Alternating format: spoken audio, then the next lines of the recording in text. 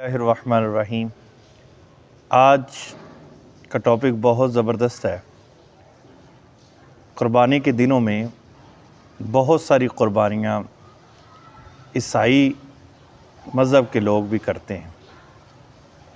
جہاں پر یہودیت ہے وہاں یہودی بھی کرتے ہیں۔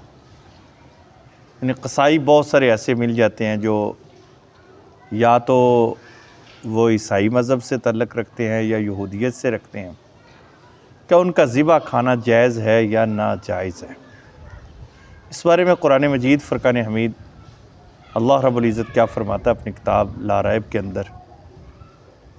فرمایا الیوم احل لکم الطیبات، آج تمہارے لیے پاک چیزیں حلال ہوئی۔ اب اپنی طرف سے کوئی شخص کسی بھی چیز کو حرام نہیں کہہ سکتا۔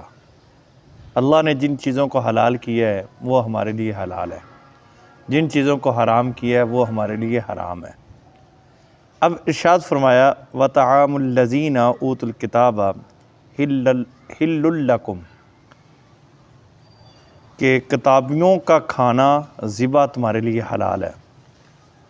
اب یہاں پر ایک چیز ذہن میں رکھ لیں کہ ذبح کے وقت یہ شرط ہے کہ اللہ رب العزت کا نام لیا جائے۔ غیر خدا کا نام اگر اللہ رب العزت کی جگہ پر بسم اللہ اللہ اکبر کی جگہ پر وہ حضرت عیسیٰ علیہ السلام کو بیٹا مان کر اللہ کا پھر ذبح کرتے ہیں یا خدا مان کر ذبح کرتے ہیں تو وہ تو ناجائز ہے، وہ حرام ہو جائے گا۔ اللہ رب العزت کو وہ ایک مانتے ہوئے بسم اللہ اللہ اکبر تکبیر پڑھتے ہوئے اگر کوئی عیسائی یا یہودی اہل کتاب اگر تکبیر ذبح کرتے ہیں تکبیر پڑھ کر تو ان کا کھانا جائز ہے۔ تو تمہارا کھانا ان کے لیے حلال ہے، ہمارا کھانا جو ہے وہ ذبح جو ہے وہ ان کے لیے حلال ہے۔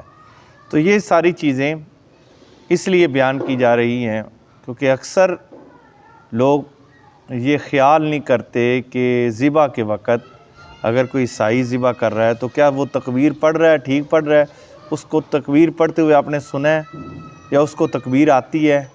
اگر تکبیر ٹھیک آتی ہے تو پھر ذبح ان کا جائز ہے۔